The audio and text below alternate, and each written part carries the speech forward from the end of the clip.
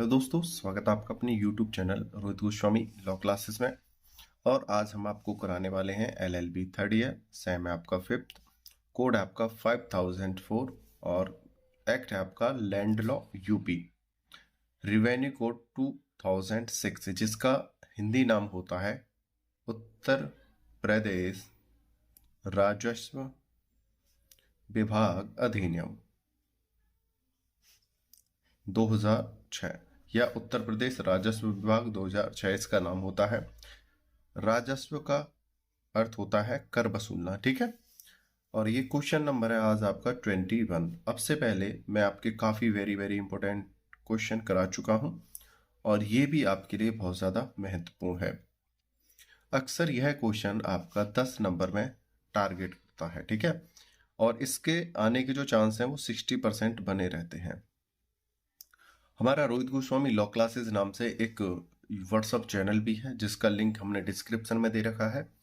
आप उसे जाके फॉलो कीजिएगा। वहां पर आपको लॉ से related notification, update and news provide कराई जाएंगी। आप लॉ में LLB, BLLB, LLM या अदर्स किसी भी सब्जेक्ट किसी भी कॉलेज या किसी भी सेमेस्टर से हो, कोई दिक्कत नहीं है। बस आप लॉ से संबंध रखने वाले हो, लॉ के स्टूडेंट हो, ठीक है। आप इसे फॉलो कीजिएगा। अगर किसी को लिंक नहीं मिलता है तो दिए हुए व्हाट्सएप नंबर पे मैसेज करके हमसे बात करें, हम उसको लिंक व्हाट्सएप कर देंगे। अगर किसी स्टूडेंट को हमारे PDF नोट्स चाहिए तो दिए हुए व्हाट्सएप नंबर पे मैसेज करके हमसे खरीद सकता है।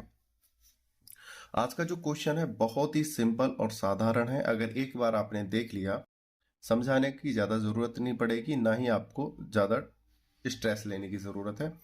यहाँ पर है सुधार, किसका? जोत का। तो हम इसे कहेंगे जोत सुधार, ठीक है।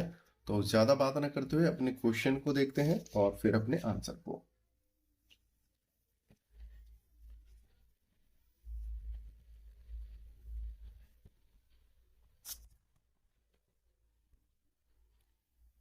क्वेश्चन है हमारा, जोत सुधार या उन्नत कार्य। उन्नत मतलब अपनी जोत को, अपनी खेती को उन्नत कैसे बना सकते हैं या उसमें ऐसे कौन से कार्य कर सकते हैं जिससे कि भूमि उपज बढ़े और भूमि की गुणवत्ता अच्छी हो जाए।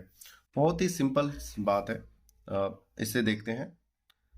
सुधार, उन्नत कार्य का तात्पर्य किसी ऐसे कार्य से है जिससे जोत के मूल्य में तात्विक वृद्धि हो जो उसके लिए उपयुक्त हो और ऐसे प्रयोजनों से संगत हो।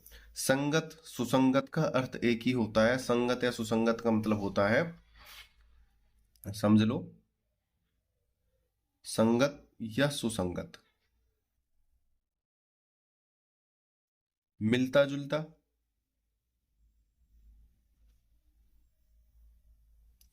एक जैसा, ठीक है। आगे चलते हैं।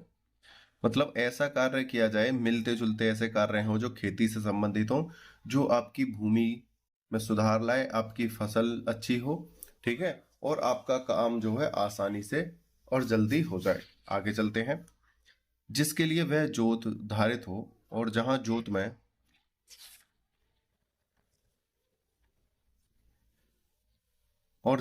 में वह कार्य न किया गया हो वह प्रत्यक्षता उसके लाभ के लिए किया गया या करने के पश्चात उसके लिए प्रत्यक्ष रूप से लाभकारी बनाया गया हो और पूर्ववर्ती उपबंधों के अधीन रहते हुए इनमें निम्नलिखित कार्य सम्मिलित हैं। तो यहाँ पर बोला है ऐसे कार्य किए जाएं जो पहले खेती के लिए नहीं किए गए हों, उनमें बदलाव किया जाए। अगर आप पुराने तरीके से खेती कर रहे हो उनमें बदलाव किया जाए, या आपके जो यंत्र हैं, सामग्री है, जो भी आपके सामान है उनमें बदलाव किया जाए, उनको सही करा जाए। साथ ही साथ भूमि से संबंधित सभी चीजों को सुरक्षित और सही तरीके से इस्तेमाल किया जाए, ठीक है। इसमें और आगे बात कहिए, इनमें निम्नलिखित कार्य भी सम्मिलित हैं। मतलब खेती तो हमें सुधारनी है, जैसे हमारी भूमि है, भूमि को तो सुधारना ही है, उसके साथ साथ हमें और भी कार्य करने हैं। जैसे कि एक एग्जांपल लो अपनी पढ़ाई से ही। हम अक्सर बोलते हैं अपने पेपर को अच्छा करना है, पेपर को सही करना है, यानी कि हमें अपने एग्जाम में अपना बेस्ट देना है, ठीक है। तो हमारी जो नजर में सब क्या होता है, वेस्ट करना है, वेस्ट करना है, पेपर वेस्ट करना है। लेकिन पेपर से पहले भी तो हमारी बहुत सारी क्रिया होती हैं, जैसे बुक लाना, पेन, नोटबुक, ठीक है। और उसी तरीके से हमें अपना फिर फॉर्म फिल कराना होता है, और बहुत सारी चीजें हैं जिस प्रकार से हम तैयारी करते हैं पेपर की। ये थोड़ी हम डायरेक्ट पेपर में चले जाएंगे। सबसे पहले हमारा एडमिशन, इन सभी प्रक्रियाओं से गुजरने के बाद ही हम अपने पेपर पर पहुंचते हैं, एग्जाम सेंटर में पहुंचते हैं। और उसके बाद भी हमारा उद्देश्य क्या रहता है, डिग्री हासिल करने का। तो उसी प्रकार से हमें क्या उद्देश्य है इस एक्ट के द्वारा, अपनी भूमि को अच्छे तरीके से करना, अपनी भूमि पर अच्छी तरीके से कार्य करना, जिससे उन्नत प्रकार की, अच्छे प्रकार की फसल पैदा हो, जिससे कि हम समय पर अपना कर भर सकें। आगे चलते हैं। जैसे पेपर की तैयारी करते हैं, उसे वेस्ट बनाने के लिए जो प्रक्रियाओं से गुजरते हैं, उसी प्रकार से यहाँ पर कुछ एग्जाम्पल्स दिए हैं। भूमि को उन्नत बनाने के लिए हमें इसी प्रकार से गुजरना होता है। जैसे नंबर 1, तालाब। कहीं ऐसे स्थान होते हैं जहां पर तालाबों से सिंचाई होती है, तालाबों को सही रखना। कुआं, जलमार्ग, तटबंध और कृषि प्रयोजनों के लिए जल भंडारण, संभरण या वितरण के अन्य कामों का निर्माण, मतलब इनका निर्माण करना है, सही है इनको। क्योंकि इनसे क्या है, हमारे भूमि में क्या होती है, सिंचाई। सिंचाई का मतलब हम अपने खेतों में पानी लगाते हैं। दूसरा है, भूमि से जल निस्तारण के लिए बाढ़ से या कटाव से या जल जनित अन्य क्षति से भूमि के संरक्षण के लिए बांधों का निर्माण। जहां पर अत्यधिक बाढ़ आती है या भूमि का कटाव होता है, ऐसे स्थानों पर बांधों का मतलब मेड़ों का, बड़े बड़े जो ढोले लगा देते हैं, मेड़ बना देते हैं, उनका निर्माण करना, जिससे कि पानी का जब कटाव हो, बड़ी बड़ी नहरों का कटाव हो, तो वो पानी कटकर अंदर शहर में या ग्रामीण भूमि में ना आ जाए, ऐसा रख रखाव करना है। तीसरा है वृक्षों का आरोपण और भूमि का उदाहरण। भूमि को साफ करना, फेरना, समतल या सीढ़ीदार उत्तल बनाना। सर्वाधिक हमें क्या करना है, भूमि पर वृक्ष लगाने, उसकी साफ सफाई करनी है। अगर हमारे खेत ऐसे स्थान पर हैं जहां पर वो ढलान वाली जगह हैं या पहाड़ी वाले एरिया हैं, तो उन्हें सीढ़ीदार उत्तल बनाना, या थोड़ा बहुत उबड़ खाबड़ जमीन है तो उसे समतल करना और फेरना। यानी कि कहने का मतलब है, अपनी भूमि को अपने क्षेत्र और प्रकृति के अनुसार उसमें ढालना और उसे तैयार करना। 4th नंबर का पॉइंट है, आबादी या नगर क्षेत्र के अन्यंत्र, जोत या उसके समीप में जो कि सुविधाजनक या लाभप्रद उपयोग के लिए अपेक्षित भवनों का निर्माण। दूसरी बात, 4th नंबर का पॉइंट यहाँ पे बोला है, हमें सर्वाधिक जहां पर आबादी और नगर क्षेत्र है वहां पर भूमि से संबंधित कार्य करने के लिए लाभप्रद भवनों का निर्माण करना है, जहां पर हमारा सरकारी अनाज रखा जा सके, प्राइवेट अनाज रखा जा सके, हमारे खेतों में डालने के लिए दवा, खाद सामग्री जो आती हैं उनको सुरक्षित रखा जा सके, या भूमि से संबंधित अन्य कोई ऐसी चीजें हैं जो हमारे कार्य करने के लिए उपयोगी हैं, उनको सुरक्षित रखने के लिए भवन निर्माण। ठीक है, आगे चलते हैं। 5th नंबर का पॉइंट है, पूर्ववर्ती किसी काम या नवीकरण या पुनर्निर्माण या उनमें परिवर्तन या परिवृद्ध।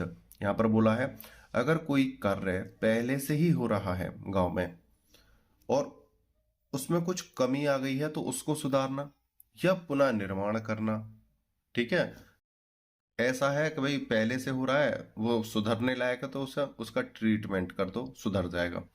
ठीक है, अगर ऐसा है कि भाई वो बेकारी हो ज्यादा हो गया, तो उसे तोड़कर दोबारा नया निर्माण करना, या ऐसे प्रकार उस प्रकार के बनाने का प्रयास करना। ठीक है, तो यहां पर है परिवर्धन या परिवर्तन, या उसमें क्या है, फेरबदल करना या बदलाव कर देना। आगे चलते हैं।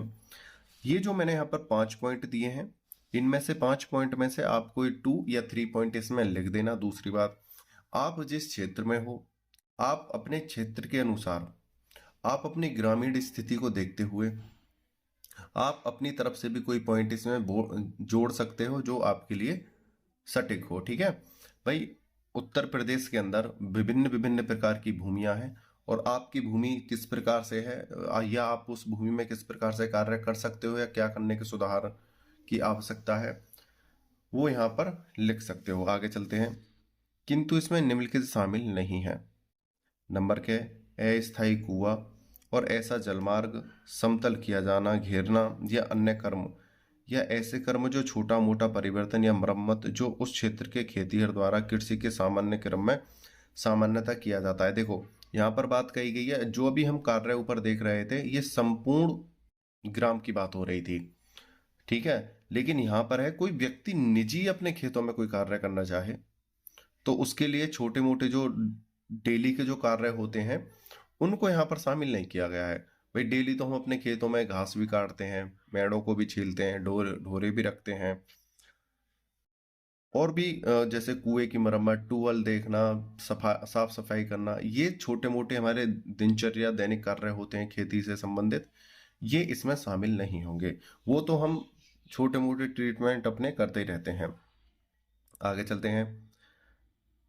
कोई ऐसा क्रम जिससे किसी अन्य व्यक्ति के अध्यासन में कहीं भी स्थित किसी भूमि के मूल्य में सारवान कमी हो जाए।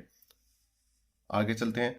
ऐसे क्रम को जिससे अनेक जोत के लाभ हों, प्रत्येक किसी जोत के संबंध में अनियंत्र कार्य समझा जा सकेगा। और यहाँ पर ऐसा कार्य शामिल नहीं होगा जिससे कि करने से किसी अन्य व्यक्ति को नुकसान पहुंचे या उसको हानि हो जाए, ठीक है। तो ऐसे कार्य यहाँ पर शामिल नहीं किए जाएंगे।